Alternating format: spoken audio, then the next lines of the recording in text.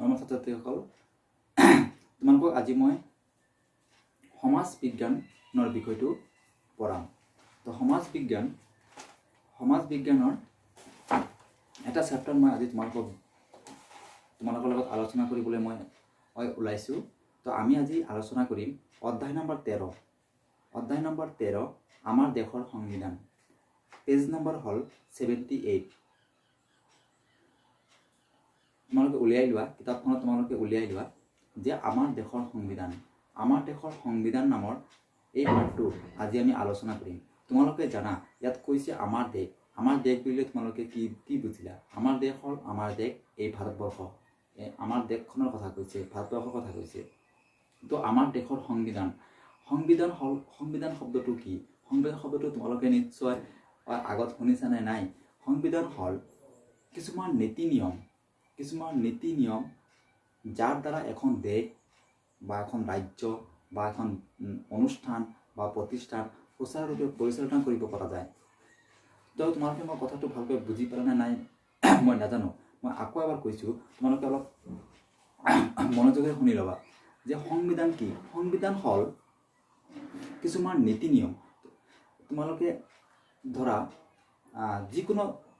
যিকোনো অনুষ্ঠান প্ৰতিষ্ঠানৰ কিছুমান নীতি নিয়ম থাকে, আৰু এই নীতি নিয়মসমূহকে কি বুলি কোৱা হয়? সেই অনুষ্ঠান বা সেই দেশ বা সেই ৰাজ্যখনৰ সংবিধান বুলি কোৱা হয়। তোমালোকে যেনেকুৱা আমাৰ স্কুললৈ আহা, আমাৰ বিদ্যালয়খনৰ এখন সংবিধান আছে, কাৰণ আমাৰ বিদ্যালয়খনৰ কিছুমান নীতি নিয়ম লিপিবদ্ধ কৰা আছে, যিটো নীতি নিয়ম তোমালোকে সকলোৱে বা আমি সকলোৱে মানিব লাগে। যেনেকুৱা তোমালোকে সদায় নিৰ্দিষ্ট পোচাক বা ড্ৰেছ পিন্ধি বিদ্যালয়ত আহিব লাগে, নিৰ্দিষ্ট সময়ত আহিব লাগে। সেয়া হ'ল আমাৰ বিদ্যালয়খনৰ সংবিধান। তো আমাৰ এই দেশ ভাৰতবৰ্ষখন পৰিচালনা কৰিবলৈ মানে কি আছে? এখন সংবিধান আছে, য'ত বিভিন্ন নীতি নিয়ম আদি সুনিৰ্দিষ্ট কৰা আছে। তো আজি আমি কি কৰিম? সেই ভাৰতবৰ্ষৰ এই সংবিধানখন, যিখন সংবিধানে এই ভাৰতবৰ্ষখন পৰিচালনা কৰি আছে, আমাৰ এই দেশখন পৰিচালনা কৰি আছে, সেই সংবিধানখনৰ বিষয়ে আজি আমি অলপ জ্ঞান ল'ম। তো আজি আমি আমাৰ পাঠটো আৰম্ভ কৰোঁ। তো তোমালোকে নিশ্চয় জানা যে ইংৰাজসকলে আমাৰ ভাৰতবৰ্ষ প্ৰায় 200 বছৰৰ অধিক কাল কি কৰিছিল? শাসন কৰিছিল। ইংৰাজসকলে আমাৰ ভাৰতবৰ্ষত 200 বছৰৰ অধিক কাল আমাৰ ভাৰতবৰ্ষখন শাসন কৰিছিল। ইংৰাজসকলে আমাৰ দেশ শাসন যেতিয়া কৰিছিল, তেতিয়া ভাৰতবৰ্ষৰ বা আমাৰ দেশৰ জনসাধাৰণে কি হৈছিল? সেই তেওঁলোকৰ মানে ইংৰাজসকল সেই বিদেশীসকলৰ ইংৰাজসকলৰ কবলৰ পৰা মুক্তি লাভ কৰিবলৈ বহুত ত্যাগ আৰু কষ্ট কৰিব লগা হৈছিল। তেওঁলোকে কি কৰিছিল? ইংৰাজৰ বিৰুদ্ধে আন্দোলন কৰিব লগা হৈছিল, আৰু যাৰ ফলশ্ৰুতিত এদিনাখন ইংৰাজসকলে ভাৰতবৰ্ষ ত্যাগ কৰিবলৈ বাধ্য হৈছিল। যিসকল ভাৰতীয়ৰ প্ৰচেষ্টাৰ ফলত ভাৰতখন স্বাধীন হ'ল, তেওঁলোকৰ ভিতৰত মহাত্মা গান্ধী, জৱাহৰলাল নেহেৰু, চৰ্দাৰ বল্লভভাই পেটেল আদি নাম উল্লেখযোগ্য। তেওঁলোকে ফলতে কি হৈছিল? ভাৰতবৰ্ষখন স্বাধীনতা লাভ কৰিছিল। 1947 চনৰ 15 আগষ্ট, নামটো তোমালোকে মনত ৰাখিবা, চনটো তোমালোকে মনত ৰাখিবা। 1947 চনৰ 15 আগষ্ট ভাৰতবাসীৰ হাতত শাসনভাৰ গতাই দি ইংৰাজসকলে ভাৰতবৰ্ষ ত্যাগ কৰিবলৈ বাধ্য হৈছিল। আমাৰ দেশখন স্বাধীন হৈছিল কেতিয়া? 1947 চনৰ 15 আগষ্ট তাৰিখে আমাৰ ভাৰতবৰ্ষ স্বাধীন হৈছিল, আৰু সেইদিনা ইংৰাজসকলে কি কৰিলে? ভাৰতবৰ্ষৰ শাসনভাৰ ভাৰতীয়সকলৰ হাতত গতাই দি ইংৰাজসকলে ভাৰত ত্যাগ কৰিলে। তো সেইদিনাৰ পৰা ভাৰতবৰ্ষ স্বাধীন হ'ল, আৰু কি হ'ল? পৃথিৱীৰ যিবিলাক স্বাধীন দেশ আছিল, সেই স্বাধীন দেশৰ দেশবোৰৰ তালিকাত ভাৰতবৰ্ষৰ নাম অন্তৰ্ভুক্ত হ'ল। 1947 চনৰ 15 আগষ্টৰ দিনটোত আমাৰ দেশৰ চৌদিশে নানা ৰং ৰহইচ আনন্দ উল্লাসেৰে কি হ'ল? মানুহ উজ্বলাই তুলিলে। পৰাধীনতাৰ শিকলি খোল খাই যোৱা সেই 15 আগষ্টৰ দিনটোতে কি হ'ল? আৰু সেই 15 আগষ্টৰ দিনটোতে নতুন দিল্লীৰ লালকিল্লাত এইখন লালকিল্লা চাই ল'বা। নতুন দিল্লীৰ লালকিল্লাত কি হ'ল? ব্ৰিটিছৰ জাতীয় পতাকা ইউনিয়ন জেক, ব্ৰিটিছসকলে বা ইংৰাজসকলে ৰাজত্ব কৰিছিল, তেওঁলোকৰ ৰাজত্বকালৰ সময়ত তেওঁলোকৰ এটা পতাকা আছিল, পতাকাখনৰ নাম হ'ল ইউনিয়ন জেক। তোমালোকে মনত ৰাখিবা নামটো, ইউনিয়ন জেক। ইউনিয়ন জেক কি হ'ল, নতুন দিল্লী লালকিল্লাত সিদিনাখন কি হ'ল, ব্ৰিটিছসকলৰ পতাকা ইউনিয়ন জেক নমাই তাত তিনিবৰণীয়া ভাৰতৰ জাতীয় পতাকা কি কৰা হ'ল, উত্তোলন কৰা হ'ল।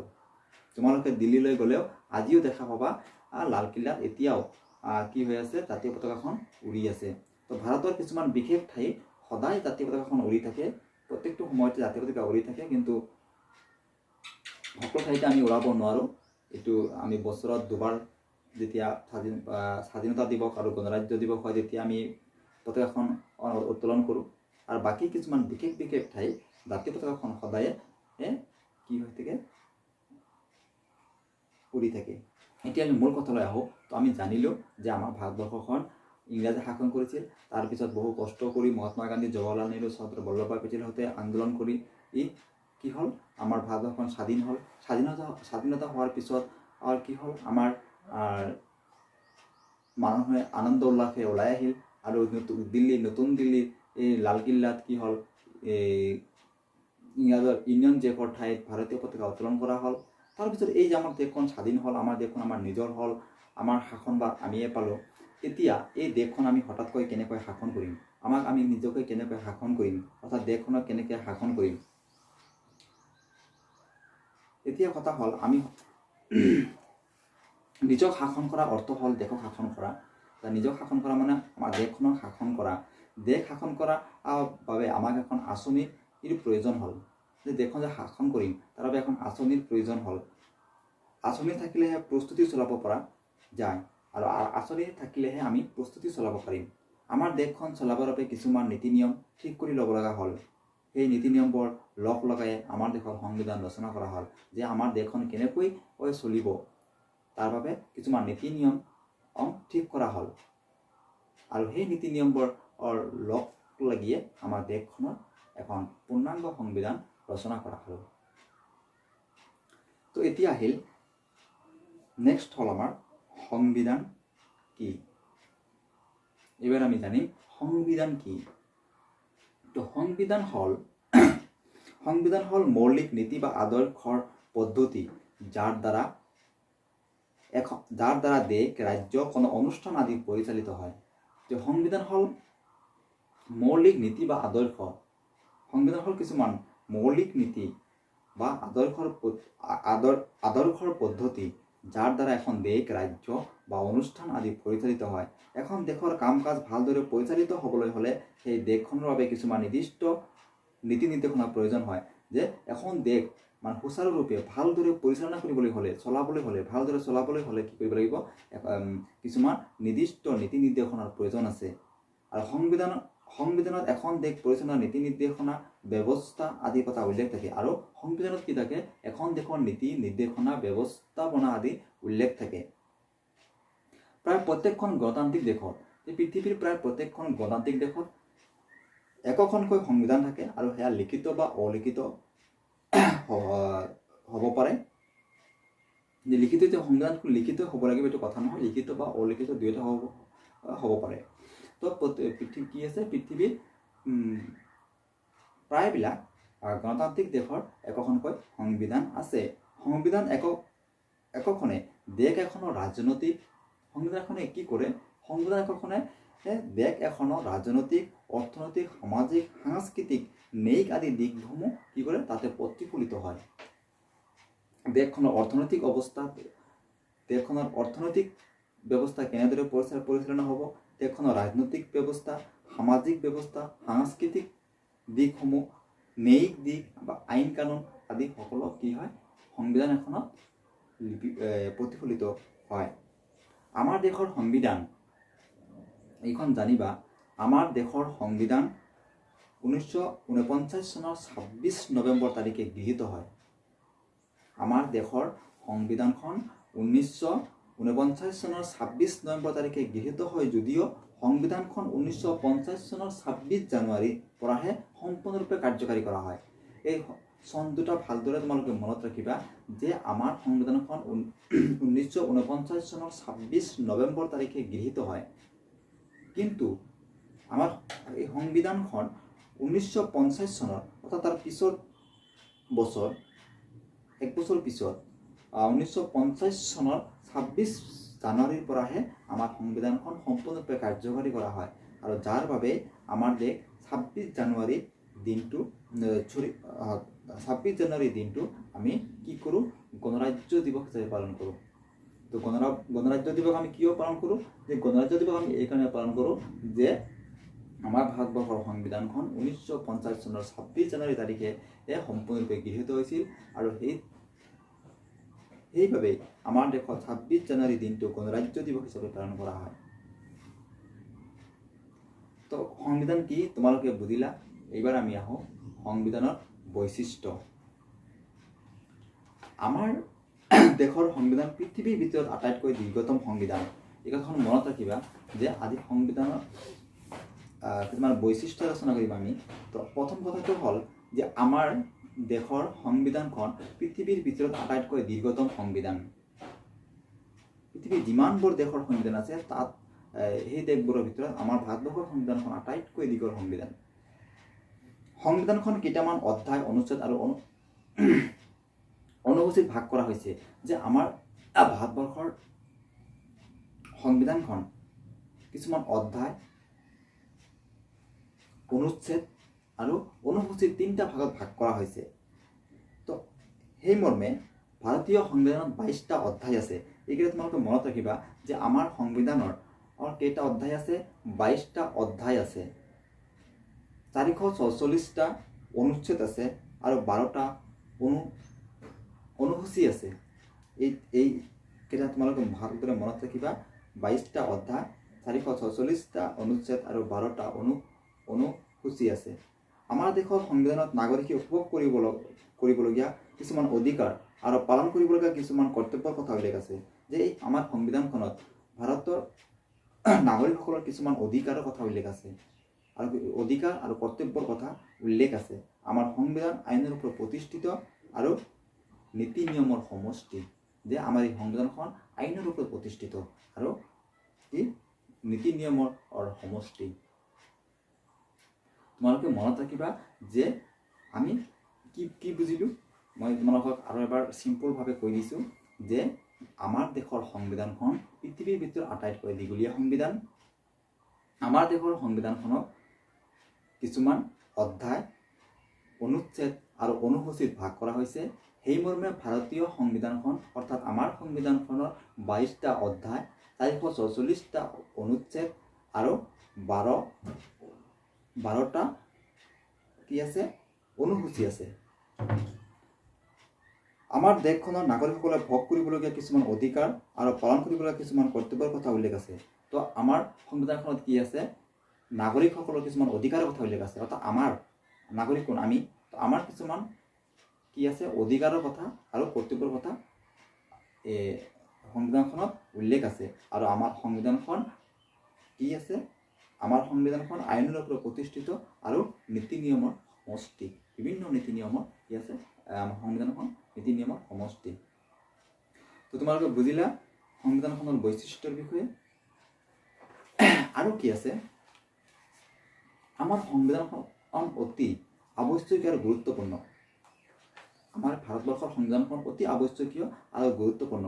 আমাৰ সামাজিক জীৱনৰ সকলো কথা আমাৰ সংবিধানত উল্লেখ আছে। যে আমাৰ এই সামাজিক জীৱনত আমি যে প্ৰতিদিনে আমাৰ সংবিধানত উল্লেখ আছে। এনেহেন এখন সংবিধান ৰচনা কৰি আমাক ধন্য আৰু উপকৃত কৰাসকলৰ ভিতৰত অন্যতম হ'ল ডক্টৰ ভীমৰাও ৰামজী আম্বেদকাৰ। তোমালোকে ইয়াত চাবা এখেতে হ'ল ডক্টৰ ভীমৰাও ৰামজী আম্বেদকাৰ। এখেত আছিল কি সংবিধান প্ৰণেতা সভাৰ যে সংবিধান সভাৰ কি আছিল সভাপতি। তো আমাৰ দেশৰ সংবিধানে আমাক কিছুমান কথা স্পষ্ট কৰি দিছে। আমাৰ দেশৰ সংবিধানে আমাক কিছুমান কথা স্পষ্ট কৰি দিছে। উদাহৰণস্বৰূপে আমাৰ দেশখনত মানুহে নিজৰ ইচ্ছামতে যিকোনো ধৰ্ম গ্ৰহণ কৰিব পাৰে। তো আমাৰ সংবিধানখনৰ গুৰুত্ব কিয় গুৰুত্বপূৰ্ণ কি গুৰুত্ব আছে সংবিধানখনৰ যে আমাৰ সংবিধানখনে প্ৰত্যেকখন মানুহৰ নিজৰ কৰ্তব্য আমাৰ দেশৰ সংবিধান কিছুমান কথা স্পষ্ট কৰিছে। আমাৰ দেশখনে মানুহৰ নিজৰ ইচ্ছামতে যিকোনো ধৰ্ম গ্ৰহণ কৰিব পাৰে, এই বিষয়ত কোনেও কাকো একো বাধা কৰিব নোৱাৰে। আমাৰ দেশত কি কৰিব পাৰে, আমাৰ দেশখনত প্ৰত্যেকজন মানুহৰ এইখিনি অধিকাৰ দিছে, মই যিকোনো ধৰ্ম গ্ৰহণ কৰিব পাৰোঁ, যিকোনো ধৰ্ম প্ৰচাৰ কৰিব পাৰোঁ, ইয়াত কোনেও মোক বাধা দিব নোৱাৰে। আৰু এই অধিকাৰ কোনে দিছে? এই অধিকাৰ দিছে মোক ভাৰতীয় সংবিধানে।